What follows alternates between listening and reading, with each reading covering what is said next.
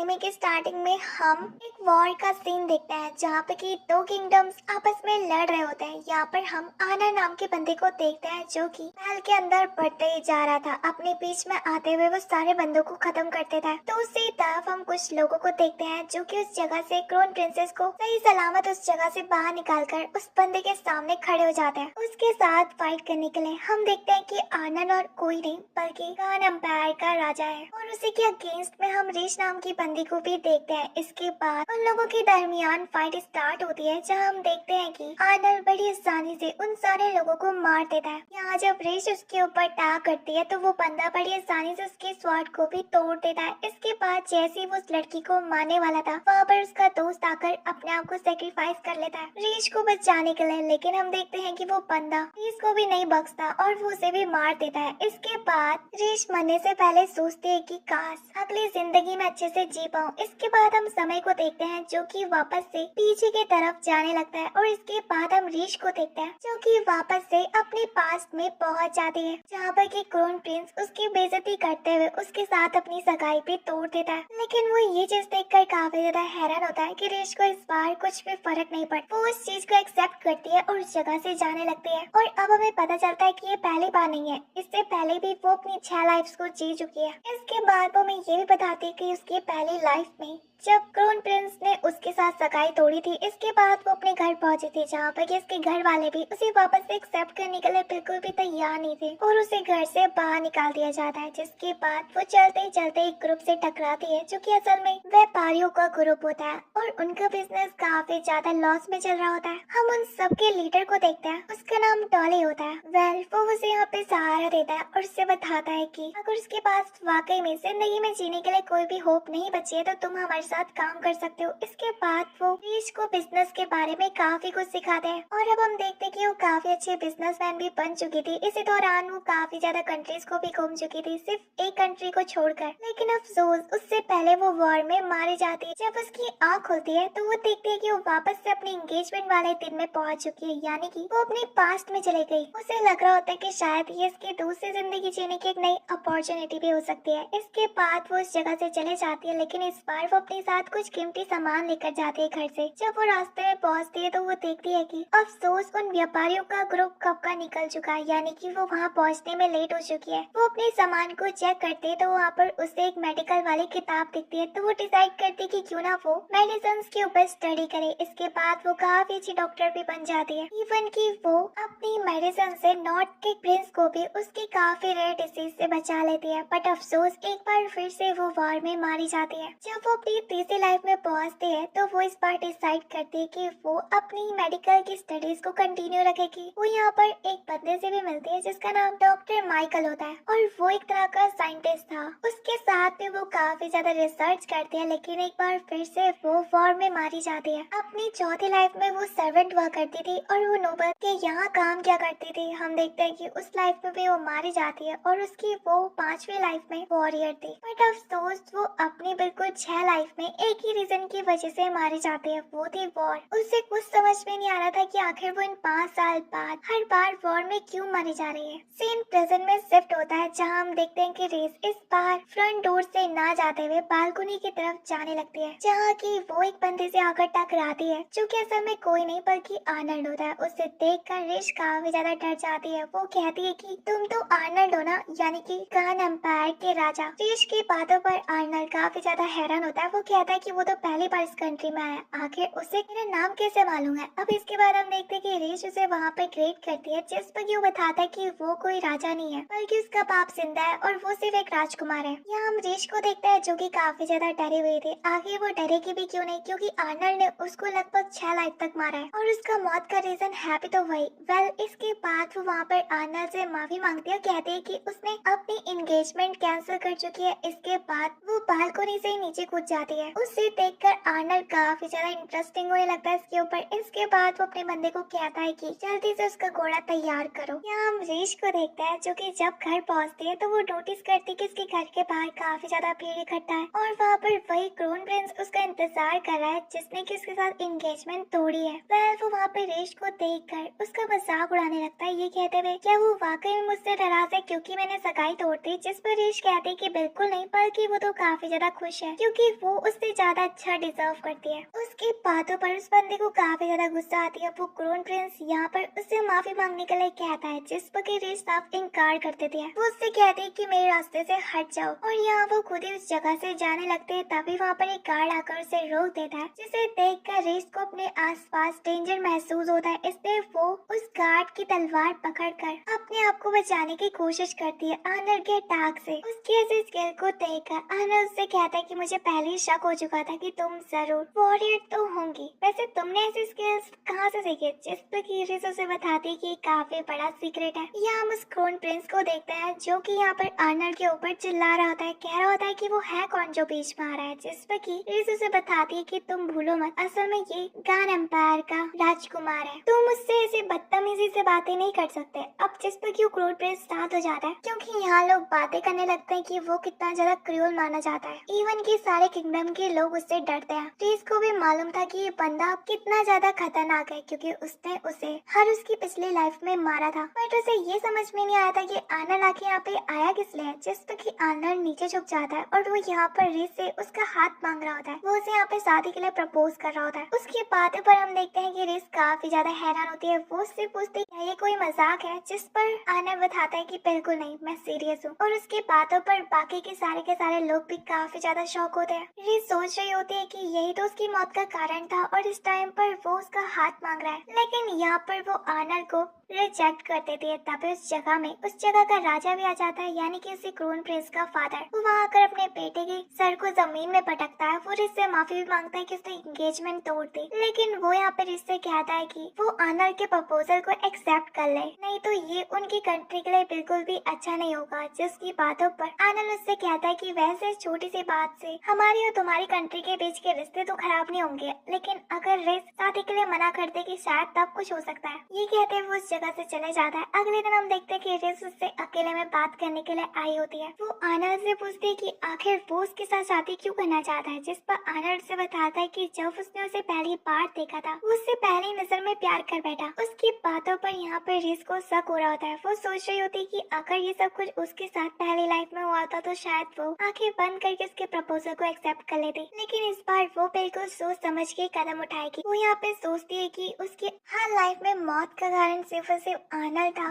लेकिन अगर वो इस लाइफ में वॉर होने ही ना दे तो यहाँ पर वो आर्नल्ड के प्रपोजल को एक्सेप्ट कर लेती है, सिर्फ कुछ शर्तों में। सबसे पहले शर्त तो ये कि वो उसकी फैमिली के साथ नहीं रहेगी। दूसरी तरफ वो महल में जो करना चाहेगी आर्नल्ड कभी भी सवाल नहीं करेगा। उसकी मर्जी वो कैसी भी जिंदगी जिए। और तीसरी शर्त ये कि वो बिना मेरी मर्जी के मुझे नहीं छुपाएगा। आर्नल्ड उसकी सारी शर्तों पर एग्री हो जाता है। इसके बाद हम देखते हैं कि अगले दिन वो आर्नल्ड की कंट्री की तरफ बढ़ने लगते हैं। अपने सफर के दौरान यहाँ पर आर्नल्ड ऐसे उसके नजदीक आता है तो रीस डर जाती है। वो स्वॉर्ड बाहर निकालकर उससे दूर रहने के लिए कहती है तो आर्नल्ड उससे कहता है कि वो बस उससे अपनी स्वॉर्ड मांग रहा है। यहाँ पर उसकी स्वॉर्ड को देखकर वो काफी ज्यादा डर जाती है क्योंकि हर लाइफ में इसी स्वॉर्ड ने उसे मारा था। थोड़ी देर बाद यहाँ पर आर्नल्ड उससे कहता है कि वाकई में सोते हुए भी तुमने पहचान लिया कि कोई तुम्हारे ऊपर अटैक कर रहा है, यानी कि तुम्हारी एबिलिटी सेंस करने की वाकई में काफी ज्यादा तेज है। मैं तो ये सोच रहा हूँ कि आखिर तुमने ट्रेनिंग ली कहाँ से।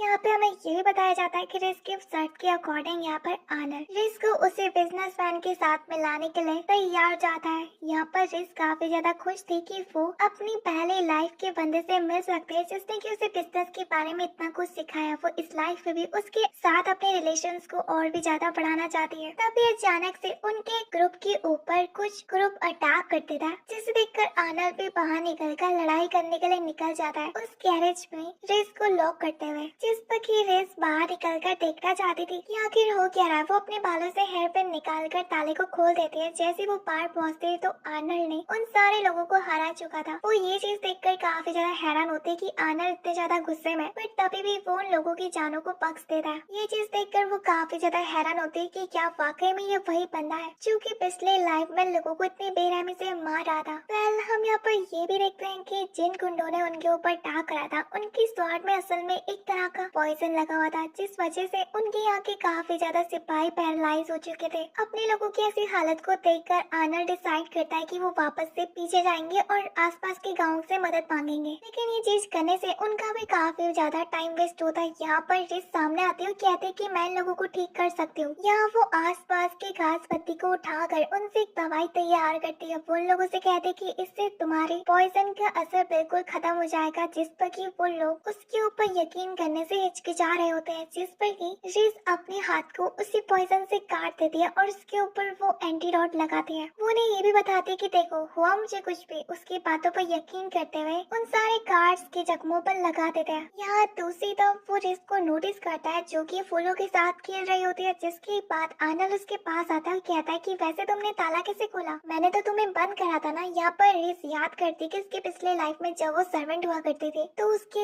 मास्टर हर बार अपने आप को कमरे के अंदर बंद करते थे, जिस वजह से उसे ये सीक्रेट ट्रिक सीखनी पड़ी। यहाँ बाहर जब रिस कोई भी जवाब नहीं देती है तो आर्नल्ड काफी ज्यादा कंफ्यूज हो रहा होता है। वो सोच रहा होता है कि आखिर रिस कितनी ज्यादा इंटरेस्टिंग है। वो हर बार उसे अपनी नई नई स्किल से इम्प्रेस कर देती है।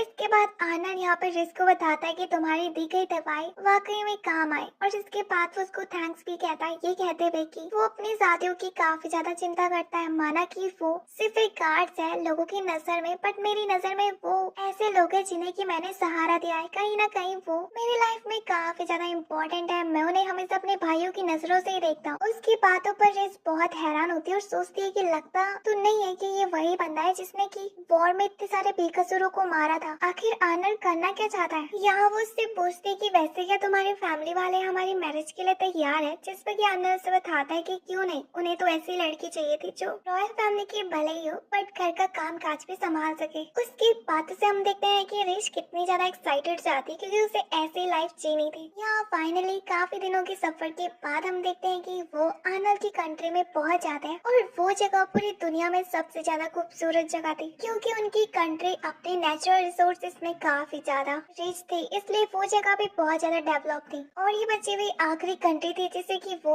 अपनी पिछली 6 लाइफ तक नहीं देख पाई। यहाँ महल के बाहर पहुंचते ही आर्नल्ड से बताता है कि उसका वेला अभी तक तैयार नहीं हुआ है, यानी कि वो काफी ज्यादा गंदा पड़ा हुआ है, तो तुम्हें आज गेस्ट रूम में ही सोना पड़ेगा। रिश उससे कहती है कि ये सब कुछ काम मेरे ऊपर छोड़ दो। एज अ हाउस वाइफ मेरा फर्ज बनता है कि मैं तुम्हारे घर को चमकाऊं। इसके बाद वो महल के कोने कोने को चमका देती है अपनी सफाई के स्किल से, जो कि उसने एज अ सर्वेंट अपनी लास्ट लाइफ में जिया था। यहाँ वो पानी लेने के लिए बाहर जा रही होती है, जहाँ वो सोच रही होती है कि मुझे कुछ भी करके आर्नल्ड को उसके फादर से दूर रखना होगा, क्योंकि पिछली सारी जिंदगी में आर्नल्ड ने सबसे पहले अपने पापा को मारा था और उसके बाद पूरी कंट्री में वार छेड़ दी थी। यहाँ रिश जब आगे पहुँचते हैं तो वहाँ पर वो कुछ मेट्स को देखते हैं जो कि एक मेट को बुली कर रहे होते हैं, जिसका नाम एल्सी होता है। रिश उसे देखकर उसके पास आती है, उसे उठाने लगती है, जिसे देखकर बाकी के मेट्स उसकी बेइज्जती करने लगते हैं, क्योंकि उन्हें नहीं पता था कि रिश कौन है और वो भी उसे वहाँ का एक सर्वेंट ही समझ रहे होते हैं। रिश उनकी बातों पर ध्यान नहीं देती है, इवन कि वो यहाँ पर एक बात प्रिडिक्ट करती है कि कल बारिश होने वाली है तो तुम कपड़े मत सुखाना, जिससे कि उन मेट्स को लग रहा होता है कि वो फालतू में ही बोल रही है, और इसके बाद वो उसकी बातों को इग्नोर करते हुए उस जगह से चले जाती है। अगले दिन जैसा रिश ने प्रिडिक्ट करा था बिल्कुल वैसा ही होता है। यहाँ शाम के टाइम हम रिश को देखते हैं जो कि बालकनी में खड़ी होती है। वो सोच रही होती है कि मुझे वाकई में यकीन नहीं हो रहा कि मैं इस टाइम पर उस कंट्री में जहाँ मैं अपनी सारी लाइफ में नहीं पहुँच पाई। तभी उसे उस जगह में आर्नल्ड की मौजूदगी महसूस होती है। इसके बाद वो उसे बाहर निकलने के लिए कहती है, जिस पर कि आर्नल्ड बाहर आ जाता है और उसे ज्वाइन कर लेता है। वो रिश की ऐसे स्किल से काफी ज्यादा इम्प्रेस होता है। यहाँ पे रिश उसे बता रही होती है कि तुम जानते भी हो तुम्हारी कंट्री कितनी ज्यादा खूबसूरत है, मैंने आज से पहले इतनी डेवलप कंट्री कभी नहीं देखी। आर्नल्ड उसकी बातों पर काफी ज्यादा हैरान होता है, तो रिश उसे बताती है कि ये वही कंट्री है जिसको कि मैं हमेशा से घूमना चाहती थी। लेकिन यहाँ आर्नल्ड तो कुछ और ही सोच रहा होता है। वो उससे कह रहा होता है कि तुम्हारी ऐसे स्किल्स की जरूरत यहाँ नहीं पड़ेगी। मुझे समझ में नहीं आ रहा, तुम तो रॉयल फैमिली से आते हो, तभी भी तुमने इतनी सारी चीजें कहाँ सीखी? क्योंकि जितना कि मैंने सुना है कि साई की सारे लड़कियां सिर्फ घर का काम काज करती है और बच्चे कच्चे संभालती है। उसकी बातों से रिश को काफी ज्यादा बुरा लगता है और उसे फ्लैशबैक याद आता है, जहाँ पे कि बचपन में उसकी मॉम उसे सिखा रही होती है कि वो लड़कियां है, उनका फ्यूचर सिर्फ यहीं पर है कि वो किसी अमीर बंदे से शादी करे और उनके घर काज को संभाले। यहाँ सीन प्रेजेंट में शिफ्ट होता है, जहाँ पे कि रिश उससे कह रही होती है कि बस मैं इसी सोच को तो बदलना चाहती चाहती हूँ। मैं चाहती हूँ कि मैं अपनी जिंदगी को अपने तरीके से सीखूं, और वैसे भी मैं किसी के ऊपर डिपेंड नहीं होना चाहती हूँ। अपनी सेफ्टी एटलीस्ट मैं खुद से कर सकूँ, ये भी तो काफी बड़ी बात है। अन्ना उसके सब फैसलों पर एग्री होता है। इसके बाद वो उसके गालों को छूता है और कहता है कि वो जो करना चाहती है कर सकती है। मैं हमेशा तुम्हारा सपोर्ट करूंगा क्योंकि मैं तुमसे प्यार जो करता हूँ। रीश को उसकी सारी बातें झूठी लग रही होती है। वो सोच रही होती है कि सिर्फ आनंद दिखावा कर रहा है। इसके बाद आनंद जगह से जाने लगता है, लेकिन जाते जाते वो उससे एक बात कहता है कि आज मैंने अपना प्रॉमिस तोड़ा तुम्हें छूने का, इसलिए जो चीज तुम मुझसे मांगोगी तुम ले सकती हो। रीश उसकी बातों पर वाकई में काफी ज्यादा हैरान होती है। अगले दिन हम देखते हैं कि मॉर्निंग में आनंद का असिस्टेंट उससे मिलने के लिए आया होता है, जिस पर कि रीश कपड़े बदलकर उसके लिए दरवाजा खोलते हैं। यहाँ पर असल में उसका असिस्टेंट, उसका नाम ओलिवर होता है, वो यहाँ पर उसे एक लिस्ट पकड़ाता है। उसमें गेस्ट की लिस्ट लिखी होती है क्योंकि वो उस जगह से जा रहा होता है। लेकिन रीश उससे पूछती है कि वैसे तो तुम आनंद के साथ लगभग 10 सालों से काम कर रहे हो, पर क्या तुम मुझे बता सकते हो आखिर आनंद मुझसे शादी क्यों करना चाहता है? लेकिन इसका रीजन तो ओलिवर को भी नहीं पता था। वो उससे कहता है कि शायद वो वाकई में तुमसे प्यार करता हो। रीश काफी ज्यादा हैरान होती है। इसके बाद वो आनंद के ऑफिस में पहुंचती है, जहाँ पर कि वो उससे कहती है कि वो अपने लिए अपनी कुछ प्राइवेट मेट्स को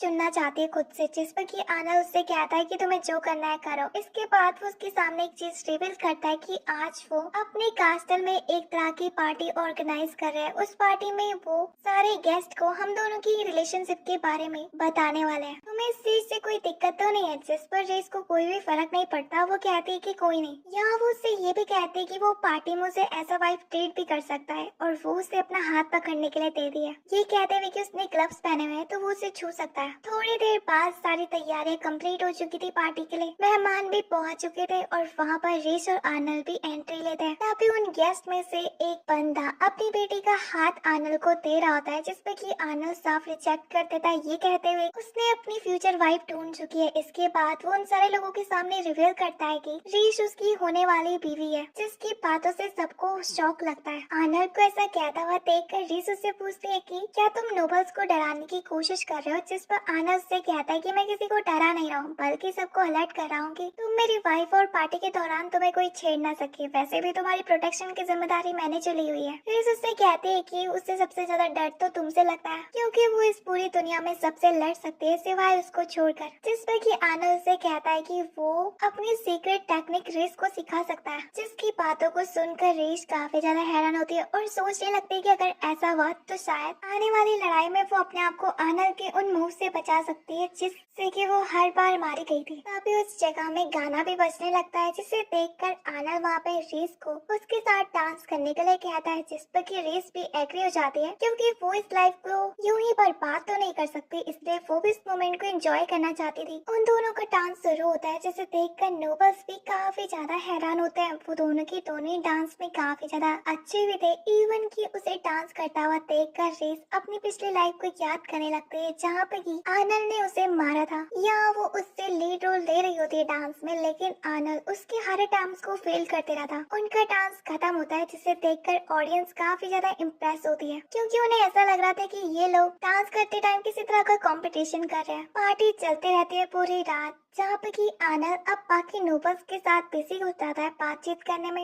यहाँ हम रीश को देखते हैं, जिसके पास कुछ नोबल वुमेन्स आती हैं। वो यहाँ पर रीश को उसके डांस के लिए काफी ज्यादा तारीफ करती है, और यहाँ पर उनमें से एक लेडी रीश को एक ड्रिंक देती है पीने के लिए। रीश उस ड्रिंक को लेती है और उसे सुनकर पता चल जाता है कि इसमें इन लोगों ने लाल मिर्च डाली हुई है, लेकिन वो उन लोगों का थैंक्स करते हुए उस वाइन को पी जाती है, जिसे देखकर उन लोगों को काफी ज्यादा हैरानी होती है कि वो आखिर कैसे इतनी आसानी से इस ड्रिंक को पी सकती है। जैसा कि उनका प्लान फेल हो चुका था, तो वो उस जगह से चले जाते हैं। पार्टी खत्म होने के बाद रीश उसी ड्रिंक को पी रही होती है। उस जगह में आनंद उससे आता है और उससे पूछता है कि आखिर वो ये जानते हुए भी कि उस ड्रिंक में लाल मिर्ची मिली हुई है, तभी भी वो उसे पी रही है, वो इस ड्रिंक को फेंक क्यों नहीं देती है? रीश बताती कि वो इस ड्रिंक को वेस्ट नहीं करना चाहते है, जिस पर कि आनंद खुद उस वाइन को पी जाता है। इसके बाद वो उससे कहता है कि डांस के दौरान मुझे लगता है कि शायद तुम किसी और के बारे में सोच रही थी, है ना? जिस पर कि रीश बात बदल देती है, ये सोचते हुए कि वो आनंद को उसके सच के बारे में नहीं बता सकती। यहाँ वो उससे पूछती है कि तुम्हारी नेक में मैंने किसी तरह का स्कार देखा था, जिस पर कि आनंद काफी ज्यादा शॉक होता है और उसे वो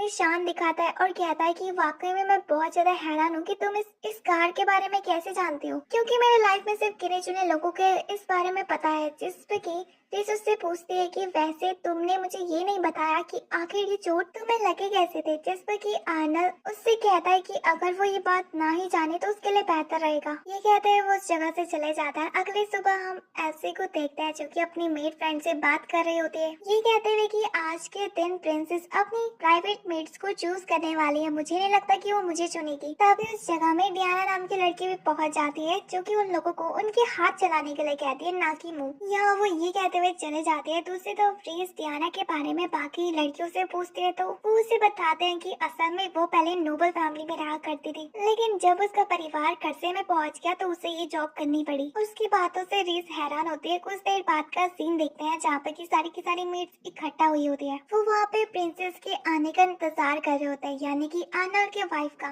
वो मेड्स काफी ज्यादा एक्साइटेड थे उसकी वाइफ को देखने के लिए। तभी ओलिवर अनाउंस करता है कि प्रिंसेस आ गई है। जैसे ही रेस उन सबके सामने आकर खड़ी होती है तो वो सारी मेड्स उसे देखकर चौंक जाती है। यहाँ पर रेस उनमें से गिनी चुनी मेड्स को चूज करती है, जिनमें से एक एलिस भी होती है, बट उस लिस्ट में डियाना नहीं होती, जिस पर कि वो रेस के ऊपर चिल्लाने लगती है। उससे कहती है कि तुमने सारी की सारी नई मेड्स का नाम ही क्यों लिया है, और मुझे तो इतना सारा एक्सपीरियंस है, तुमने मेरा नाम क्यों नहीं लिखा। अब जिस पर रेस उसको देखकर उससे कहती है कि अगर उसने एक और बार जबान चलाई तो वो उसे उसकी नौकरी से बाहर निकाल देगी, जिस पर कि डियाना उसके सामने घुटनों के बल बैठ जाती है और उससे माफी मांगने लगती है। रेस उसे बताती है कि मैंने तुम्हारे साथ मेड बनकर इसलिए काम करा था क्योंकि मैं तुम सबके कैरेक्टर्स के बारे में जान सकूं। तो यहाँ पर डियाना से ये भी कहती है कि मानना कि तुम वेल्थी फैमिली से रह चुकी है, पर इसका मतलब ये नहीं कि तुम औरों के ऊपर हुक्म चलाओ। तुम्हें उनकी कंडीशन के बारे में समझना चाहिए, इवन कि जहाँ पर वो गलती करते हैं उन्हें समझाना चाहिए। और अगर जिस दिन वो ये काम करना सीख गई तो वो सबसे ज्यादा बेस्ट मेड्स के लीडर में आ जाएगी। तो उसी तरफ डियाना के ऐसे सिचुएशन को देखकर उसके दोस्त आकर यहाँ पर रिस से माफी मांगने लगता है। वो उससे कहते हैं कि प्लीज डियाना को इस जगह से मत निकालना, लेकिन रिस यहाँ पर डियाना को समझाती है कि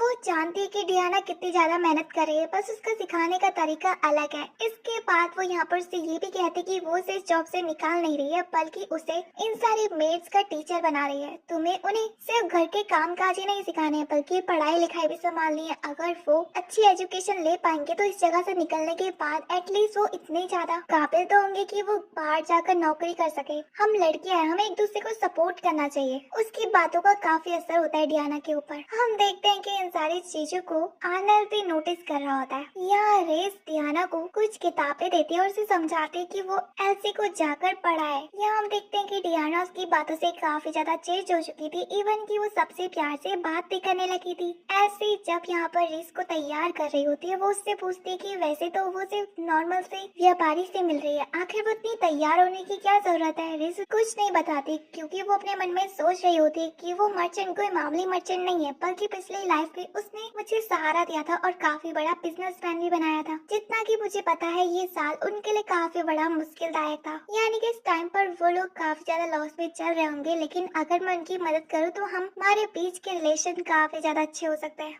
अब हम अगले सीन में यहाँ पर लिज को देखते हैं जो कि टॉली के सामने बैठी होती है। वो टॉली को अपनी वेडिंग के बारे में बता रही होती है कि उसे किस किस तरह की डेकोरेशन चाहिए, लेकिन टॉली उसके साथ काम करने के लिए मना कर देता है, ये कहते हुए कि वो जिस चीजों को मांग रही है वो उसके पास मौजूद ही नहीं है, इसलिए तुम्हें किसी और को ढूंढ लेना चाहिए। लिज उसे समझाने की कोशिश करती है, लेकिन टॉली उसकी एक भी बात नहीं सुनता और उस जगह से जाने लगता है, ये कहते हुए कि वो यहाँ 2 रात तक रुकेगा। शाम के टाइम पर लिज को काफी ज्यादा चिंता हो रही होती कि आखिर वो टॉली के साथ अपना बिजनेस कैसे बढ़ा सकती है। तब उससे टॉली की बोले हुई बात याद आती है कि वो यहाँ लगभग 2 दिन तक रुकने वाला है, इसलिए उसे आइडिया आता है। रात के टाइम पर हम देखते हैं कि टॉली जब होटल की तरफ जा रहा होता है वो अपने दोस्त से कह रहा होता है कि उसने उस लड़की का डील इसलिए एक्सेप्ट नहीं करे क्योंकि वो लोग उसकी शादी में वो चीजें डेकोरेट नहीं कर सकते हैं जो कि वो कह रही है, और अगर हमने उसकी बातों को एक्सेप्ट भी कर लिया तो हम लोग ही लॉस में जाएंगे। यहाँ जैसे ही वो होटल में पहुँचता है तो वहाँ पर वो रेस को नोटिस करता है जिसने कि अपने बालों को कलर किया होता है। उसे देखकर टॉली उसे पहचान लेता है और वो उसके बारे में उससे पूछता है, तो रिस उसे बताती है कि वो हेयर टाइंग मेथड के बारे में उसे सिखा सकती है और उसे ऐसी काफी सारी चीजें भी पता है जो कि फ्यूचर में लोगों को जरूर पसंद आएगी। टॉली यहाँ पे बहुत ज्यादा हैरान होता है, उसे लग रहा होता है कि वो किसी नॉर्मल क्लाइंट के साथ नहीं बल्कि किसी बिजनेसमैन के साथ बात कर रहा हो। वो उससे पूछता है कि आखिर उसका इस जगह में आने का असली मकसद क्या है। रिस उसे सब कुछ तो नहीं बता सकती थी, लेकिन वो उससे कहती कि वो यहाँ पर उसके साथ एक बिजनेस करना चाहती है। उसे काफी प्रोडक्ट्स के बारे में पता है, अगर वो उसके साथ काम करेगा तो वो काफी ज्यादा प्रॉफिट कमा सकते हैं। टॉली उसकी बातों पर यकीन नहीं कर रहा होता है क्योंकि वो एक काफी बड़ा एक्सपीरियंस वाला बिजनेसमैन है। वो जानता है कि उन्हें कुछ भी करके सोच समझ के इस कदम को उठाना पड़ेगा। वेल वो रिस से कहता है कि अगर उसका आइडिया काम आएगा और अगर वो एक हफ्ते के अंदर साबित कर देगी तो वो उसके साथ बिजनेस करने के लिए तैयार। रिस उसकी बातों पे एग्री होती है, उस जगह से जाने लगती है, उसे एक तरह की दवाई देते हुए कि शायद ये उसके दोस्त के काम आएगी जो कि इस टाइम पर काफी ज्यादा नशे में है। यहाँ हम रीश को देखते हैं जो कि घर में पहुंच चुकी थी। वो बालकनी के रास्ते से अपने कमरे में जा रही होती है, लेकिन उस जगह में आनंद उसके स्वागत के लिए बैठा होता है। वो रिस से कहता है कि वो जानती भी है वो कितने लेट घर आ रही है। वो ये भी जानता है कि जिससे वो मिलने के लिए गई थी उनकी कंपनी ने तुम्हारे साथ बिजनेस करने के लिए साफ इनकार कर चुका है। मुझे तो ये समझ में नहीं आता कि आखिर कोई ऐसा कैसे कर सकता है, ये जानते हुए कि तुम किसकी वाइफ हो। जिस पर कि अब वो यहाँ पे रिस के नजदीक आना लगता है, जिसे देखकर रिस काफी ज्यादा डर जाती है। आनंद उससे कहता है कि उसका मकसद उसे रोक टोक का नहीं है, बल्कि वो चाहता है कि अगर वो इस जगह से बाहर जा रही है तो एटलीस्ट उसे बता के जाए या फिर मुझे भी अपने साथ ले जाए। रिस उससे कहती कि क्यों, तुम्हें इस बात का डर है कि मैं तुम्हारी यहाँ की रेपुटेशन को खराब कर दूंगी। आनंद उससे कहता है कि बिल्कुल नहीं, उसे इस चीज से तो फर्क नहीं पड़ता, उसे सिर्फ एक चीज से फर्क पड़ता है, वो है तुम्हारी सेफ्टी। मैं तुम्हारी जान को खतरे में नहीं डाल सकता, इसलिए आज के बाद तुम मुझे अपने सारे बिजनेस के बारे में बताओगी। अब यहाँ थोड़ी देर बाद रिस ने उसके लिए डिनर बनाया होता और वो खाना खाते टाइम एक दूसरे से बातें कर रहे होता है, जहाँ रिस उसे सब कुछ बता रही होती है कि उसने क्या शर्त रखी है उसके सामने, लेकिन उसे इस काम के लिए आनंद की मदद चाहिए होगी। आनंद उससे कहता है कि क्या तुम्हारे पास वाकई में कोई प्रोडक्ट है जिसके साथ तुम बिजनेस करना चाहती हो। रिस बताती है कि वैसे तो उसके पास काफी सारे प्रोडक्ट्स है, बट मुझे नहीं मालूम कि क्या वो पॉपुलर होंगे भी या फिर नहीं। इससे पहले मुझे उस प्रोडक्ट्स को लेकर कुछ रिसर्च करनी होगी, लेकिन इस काम के लिए सिर्फ उसके पास एक हफ्ता ही मौजूद है। यहाँ वो नोटिस करते हैं कि आनंद काफी ज्यादा अच्छे मूड में है। यहाँ पर आनंद उससे कहता है कि उसे जो करना है वो करे। इसके बाद वो उस जगह से जाने लगता है, लेकिन जाने से पहले वो उसे अपने भाई के बारे में बताता है कि वो उससे दूर ही रहे तो बेहतर रहेगा। इस पर कि रिस उसका कारण पूछते तो आनंद उससे कहता है कि वो ना ही जाने तो सही रहेगा। फिर इसके बाद रिस उसके भाई के ऊपर ध्यान ना देते हुए अपने बिजनेस के बारे में रिसर्च करने लगती है, क्योंकि उसके पास लगभग एक ही हफ्ता मौजूद था। वह जब वो यहाँ पे गार्डन में काम कर रही होती है तभी अचानक से वो एक बंदे को नोटिस करती है उसके खेत में पड़ा हुआ। रिस उसके पास जाने की कोशिश करती है, लेकिन उसके गार्ड्स उसे रोक देते हैं। लेकिन यहाँ पर वो बंदा खड़ा होता है, उसका नाम थियोडोर होता है। वेल वो यहाँ पर रिस को अपने आप से इंट्रोड्यूस कराता है। वो उसे ये भी कहता है कि मैं जानता हूँ कि तुम मेरी होने वाली भाभी हो ना। जिस पर रिस उसके पास आते हैं, यहाँ पर थियोडोर उसके कान में कहता है कि वो उसे इस जगह से बचाने के लिए आया है। रिस काफी ज्यादा हैरान होती है कि उसे वाकई में अपने भाई के रियल नेचर की बात मालूम है, बट वो यहाँ पर उससे कहती है कि उसे इस बात का कोई भी फर्क नहीं पड़ता, वो यहाँ पर अपनी जिंदगी अच्छे से जी रही है, भले ही उसका भाई जैसा भी हो। वेल इसके बाद वो अपने काम काज में लग जाती है, जहाँ वो नोटिस करती है कि उसके गार्ड्स उसे हर काम पर नोटिस कर रहे हैं। वो यहाँ पर उससे पूछती है कि क्या आनंद ने उन्हें ऑर्डर दिया है कि वो मुझे उसके छोटे भाई से दूर रखे, जिस पर कि वो लोग चुप हो जाते हैं। लेकिन यहाँ रेस का इस टाइम पर सबसे बड़ा काम सिर्फ उसे उसके बिजनेस को लेकर था टॉली के साथ, इसलिए वो उस काम पर लग जाती है। यहाँ रास्ते में वो आनंद को नोटिस करती है जो कि अपने गार्ड के साथ बहस कर रहा होता है। वो उससे कह रहा होता है कि इस टाइम पर सबसे ज्यादा जरूरी है हमारा आम जनता को बचाना, क्योंकि नोबल्स के पास तो उनके पहले से बॉडीगार्ड्स मौजूद होते हैं। जिस पर कि वो बंदा गुस्सा हो जाता है, कहता है कि ये राजा का ऑर्डर है, लेकिन आनंद उससे कहता है कि मैं मना कर रहा हूँ ना, तुम्हें समझ में नहीं आ रहा। उसकी बातों से वो बंदा काफी ज्यादा डर जाता है। दूसरी तरफ आनंद यहाँ पे रिस को नोटिस करता है और उसे देखकर वो अपना बिहेवियर चेंज कर देता है। वो यहाँ पर उस बंदे को प्यार से समझाने लगता है। दूसरी तरफ इन सारी चीजों को नोटिस करते हुए रिस को याद आता है कि उसने यहाँ पर आनंद की लाइब्रेरी में किताब में पढ़ा था कि आनंद ने काफी ज्यादा पॉलिसीज गरीब लोगों के लिए बनाए हुए हैं, जो कि मिडिल क्लास और बाकी नीचे वाली क्लासेस को मदद करते हैं, जैसे कि उनके ऊपर काफी कम टैक्सेस लगाना। रिस काफी ज्यादा हैरान होती है उसके ऐसे बिहेवियर पर, क्योंकि जिस आनंद के बारे में वो जानती है वो तो ऐसा था ही नहीं कभी। वेल इसके बाद वो रात के टाइम पर जब अपने कमरे में पहुंचती है तो उसे एक लेटर दिखाई देता है जो कि थियोडोर ने उसके लिए लिखा होता है। उसमें लिखा था कि वो अगर आनर का एक काफी पुराना सीक्रेट जानना चाहती है, तो वो उससे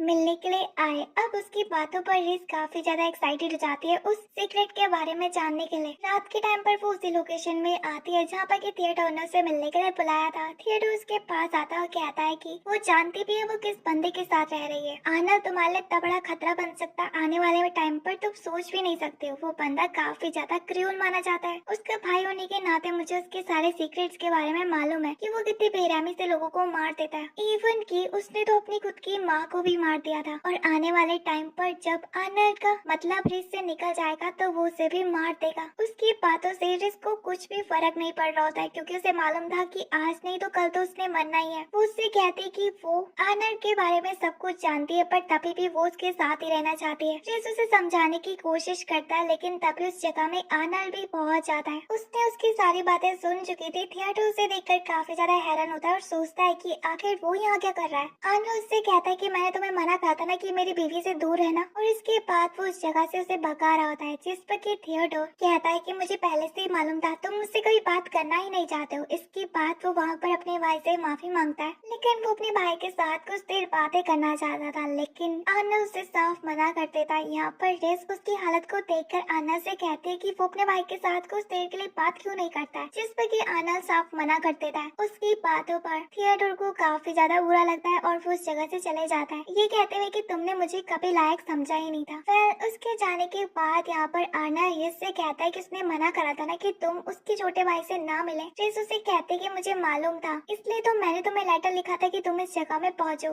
वैसे वो उससे कहते कि मैं तुमसे अकेले में कुछ बात करना चाहती थी, जैसा कि तुमने सुना, और मुझे भी मालूम पड़ चुका है कि तुम कितने ज्यादा क्रूर हो लोगों की नजरों में, बट मुझे नहीं लगता, मैंने अपनी आंखों से देखा है तुमको, तुम वैसे दिल के बुरे नहीं हो। जिस पर कि आनर उसका गला पकड़ देता है, कहता है कि वो वाकई में क्रूर है, उसने कभी उस वॉर में लड़ते हुए नहीं देखा। जिस पर कि रिस उससे कहती कि मैंने देखा है। इसके बाद वो उसके हाथों मरने के लिए तैयार थी। आनर उसके गले को छोड़ देता है, ये कहते हुए कि वो किसी ऐसे बंदे को नहीं मारना चाहता जिसकी आंखों में मौत का डर ही ना हो। यहाँ पर रिस उससे कहती है कि जानते हो मुझे मौत से डर क्यों नहीं लगता, क्योंकि मैं अपने सपनों में काफी बार मर चुकी हूँ और मैं डर का सामना करना चाहती हूँ। इसलिए मैं चाहती तो तुम्हारे ट्रू नेचर को देखकर कब का इस जगह से भाग चुकी होती, बट मैं वाकई में तुम्हारी वाइफ बनकर ये साबित करना चाहती हूँ कि तुम बुरे नहीं हो दिल से। उसके बातों से आनर काफी ज्यादा हैरान होता है। इसके बाद वो वहाँ पर किस कर देता है। फिर अगले सुबह हम रेस को देखते हैं जो कि कुछ चीज बना रही होती है। वो यहाँ पर कल रात के बारे में ही सोच रही होती है।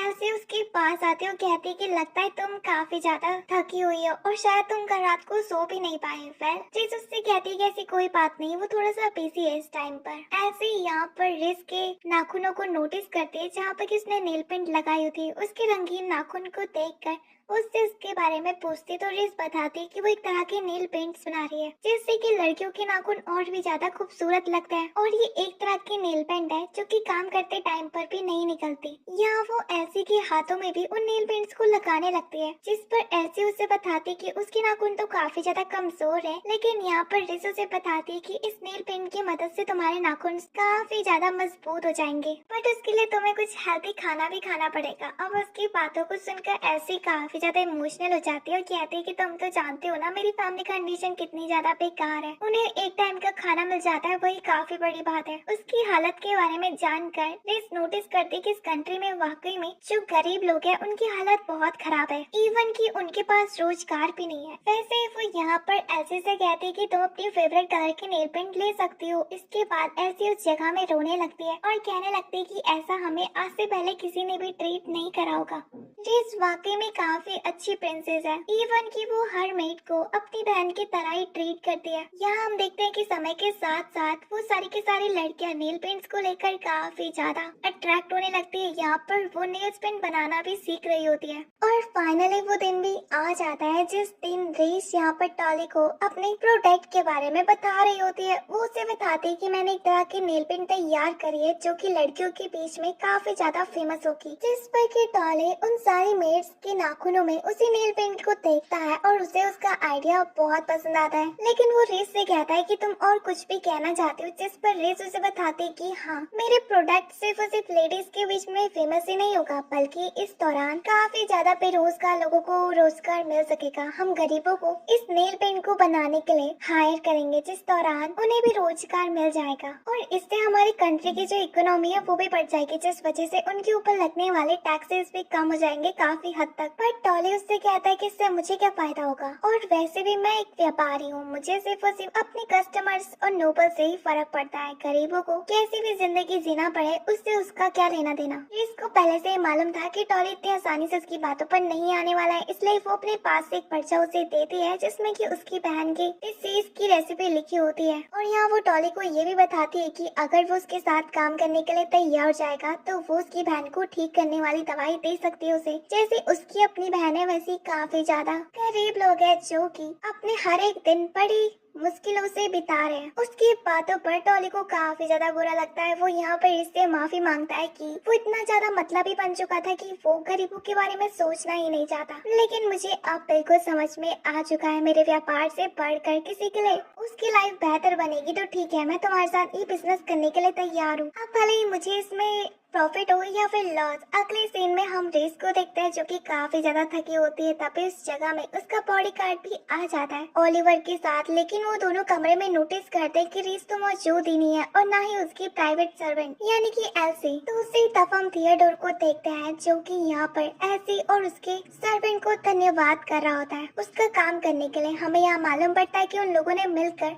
रीस को किडनैप कर चुका है। यहाँ पर जब रीस को होश आता है तो यहाँ पे थियोडोर उसके पास आता है और बताता है कि मैंने तुम्हें किडनैप कर चुका है। वैसे वो उसे हर्ट तो नहीं करना चाहता है, बट वो अपने भाई से कुछ जरूरी बात करना चाहता है। ये कहते हुए उस जगह से चले जाता है। अब हम यहाँ पे फ्लैशबैक देखते हैं जहाँ पर की रीस काफी ज्यादा थकी होती है। उसके पास वहाँ पर एल्सी और उसका सर्वेंट आता है। वो उससे पूछते है कि क्या वो ठीक है, जिस पर की रीस उसे बताती है कि मुझे मालूम पड़ चुका है कि थियोडोर ने तुम्हें मुझे किडनैप करने का ऑर्डर दिया हुआ है, क्योंकि वो आर्नल्ड से कुछ जरूरी बात करना चाहता है और आर्नल्ड फालतू में तो उससे मिलने के लिए नहीं आएगा। यहाँ वो ये भी रिवील करती है कि मुझे पता है कि थियोडोर काफी सालों से गरीब लोगों की मदद कर रहा है और उसे उसी काम के लिए और भी ज्यादा फंडिंग चाहिए उसके भाई से। तो वो दोनों के दोनों से माफी मांगता है, जिस पर की रेस उनके साथ चलने के लिए तैयार हो जाती है। वो लोग उसे बताते हैं कि थियोडोर बुरा नहीं है, उसने बस तुम्हें किडनैप करने के लिए कहा है, तुम्हें हार्म पहुँचाने के लिए नहीं। सीन प्रेजेंट में शिफ्ट होता है जहाँ पे कि हम आर्नल्ड और थियोडोर को देखते हैं जो कि आमने सामने बैठे होते हैं। थियोडोर अपने भाई के साथ बात करने के लिए काफी ज्यादा खुश होता है। उसे मालूम था कि वो रेस को पाने के लिए कुछ भी कर सकता है, इसलिए वो अपने भाई के सामने एक शर्त रखता है कि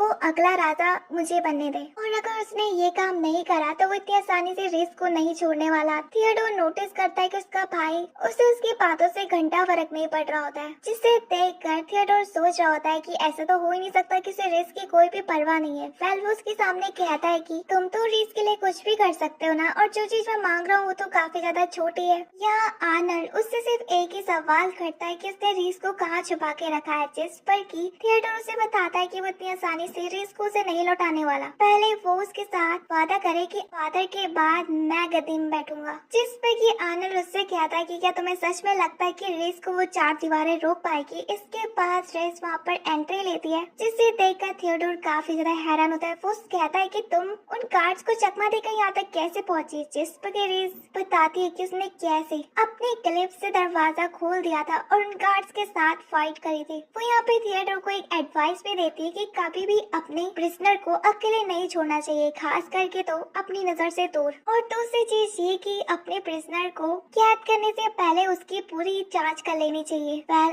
इसके बाद वो आर्नल्ड के पास जाकर खड़े जाती है, जहाँ पे कि आर्नल्ड उसे अपना कोट देता है। जिस दौरान थियोडोर अपने भाई के गर्दन में स्कार्स को देखता है, जिसे देखकर वो काफी ज्यादा हैरान होता है। यहाँ पर रेस थियोडोर से पूछती है मुझे तुमने आखिर क्यों किडनैप करा था, तो थियोडोर बताता है कि वो गद्दी को लेना चाहता है, अपने भाई के बदले वो सप्ताह संभालना चाहता है। जिस पर रेस कहती है कि मुझे नहीं लगता इतनी छोटी सी बात होगी, आखिर तुम सच क्यों नहीं बता देते अपने भाई को कि तुम ये काम क्यों कर रहे हो। वो यहाँ पर आर्नल्ड के सामने रिवील करती है कि थियोडोर गरीब लोगों की मदद करना चाहता है। और इवन कि जब उसे अपनी फैमिली से फंडिंग मिलना बंद हो गया, उसके बावजूद भी वो चोरी छुप के अपने पैसों से उन्हें फंडिंग भेज रहा था। वो बस उन लोगों की मदद करना चाहता है और शायद इसी वजह से उसे गति भी चाहिए। यहाँ पर रिस की बातों को सुनकर थिएडोर साफ इनकार कर देता है। वो कहता है कि वो ये सब कुछ सिर्फ और सिर्फ अपने भाई से बदला लेना चाहता है, क्योंकि उसने कभी मुझे जिंदगी में एक्सेप्ट ही नहीं करा अपना छोटा भाई होने के नाते। इसलिए वो सप्ताह को अपने पास रखना चाहता है और वो इस जगह का राजा बनना चाहता है।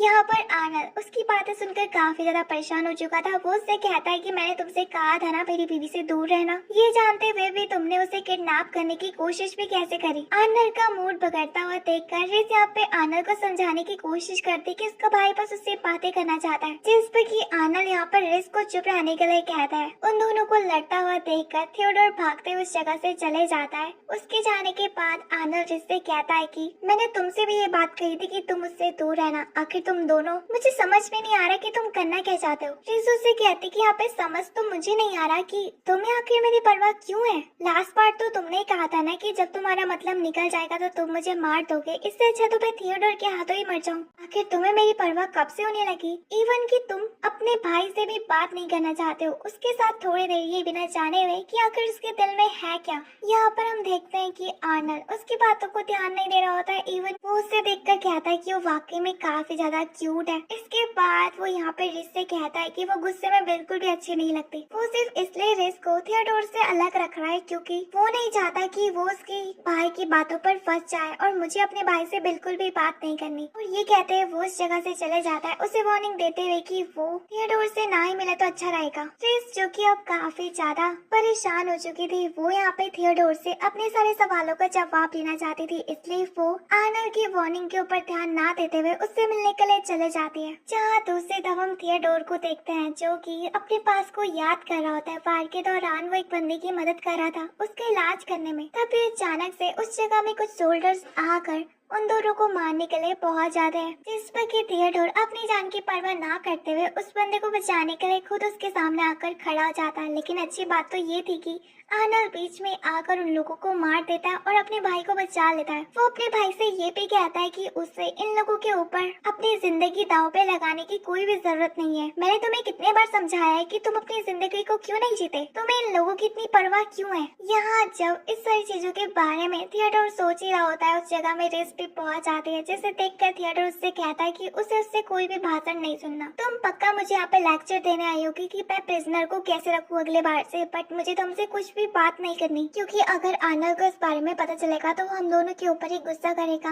रिस उससे कहती कि उसे उससे बात करनी है। अगर आनंद तुम्हारी मदद नहीं करता तो मैं तुम्हारी मदद करूंगी, तुम बस मुझसे बात क्यों नहीं करना चाहते हो। जिस पे कि थियोडोर उससे कहता है कम से कम तुमने मेरी बातों को समझा तो सही, मिलने बस इतना ही काफी है। मुझे लगता है कि शायद मेरा जिंदगी में रहने का कोई भी मकसद नहीं बचा हुआ है, क्योंकि जिन लोगों को मैं बचाना चाहता हूँ उन्हें मैं ना चाहते हुए भी अब नहीं बचा पाऊंगा, क्योंकि उसके पास फंडिंग के लिए थोड़े से भी पैसे नहीं बचे और ना ही उसका भाई उसकी बात सुनने वाला है। इसके बाद वो बालकनी से नीचे गिरकर सुसाइड करने लगता है, ये कहते हुए कि उसका जिंदगी में रहने का कोई भी मकसद नहीं बचा, क्योंकि उसका भाई भी उसके ऊपर यकीन नहीं करता। रिस उसे रोकने की कोशिश करती है, लेकिन उसका शरीर खुद भी काफी ज्यादा कमजोर था और वो उस जगह में बेहोश होने लगती है। उसे चक्कर आ रहे होते हैं। दूसरी तरफ हम थियोडोर को देखते हैं जो कि गिरने वाला ही था। इससे पहले आनंद आकर उसे बचा लेता है। वो उसे ऊपर खींचता है और उसके बाद वो उसे काफी खींच के थप्पड़ मारता है और कहता है कि मैंने तुम्हें पहले भी वार्न किया था और अब भी कह रहा हूँ कि तुम्हें किसी और के लिए अपनी जान को दांव पे नहीं लगाना चाहिए। उसकी बातों पर थियोडोर काफी ज्यादा इमोशनल हो जाता है और कहता है कि कम से कम तुम्हें मेरी जान की परवाह तो है।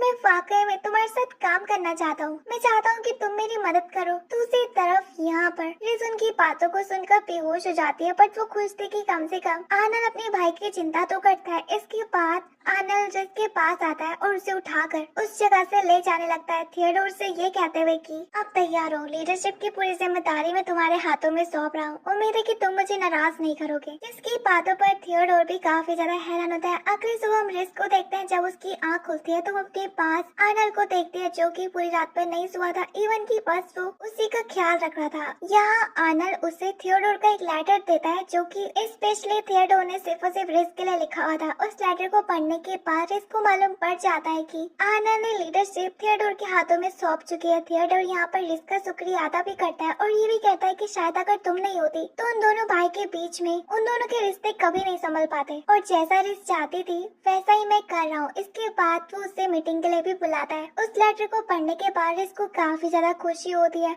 आनल उसे खुश देखकर उसे कहता है कि वैसे कल मैंने तुम्हारा प्रॉमिस तोड़ा था, यानी कि तुम्हें टच करने का। अगर तुम इसके बदले मुझसे कुछ मांगना चाहती हो तो तुम मांग सकती हो। रिस्क को पास्ट वाला किस याद आता है और वो यहाँ पर शर्माने लगती है और कहती है कि उसे और कुछ नहीं चाहिए। अगले सीन में हम रिस्क को देखते हैं जो कि थियोडोर से मिलने के लिए आई होती है, जहाँ पर कि थियोडोर रिस्क का एक बार फिर से थैंक्स करता है और कहता है कि जैसा तुमने कहा था मैंने कुछ लोगों को हायर कर चुका है, करीब लोगों में से, जो कि तुम्हारे प्रोटेक्ट को बनाने के लिए तुम्हारी मदद करेंगे। इस दौरान उनको रोजगार भी मिल जाएगा। और वो यहाँ पे रिस्क को ये भी बताता है कि आनंद ने उसे लीडरशिप संभालने की जिम्मेदारी भी दे चुकी है। इसी के साथ इस एनिमे का पार्ट 1 यहीं पर ही एंड होता है। पार्ट 2 के लिए मुझे कमेंट में जरूर बताना। तब तक के लिए बाय। चैनल को सब्सक्राइब करके वीडियो को लाइक करना मत भूलना।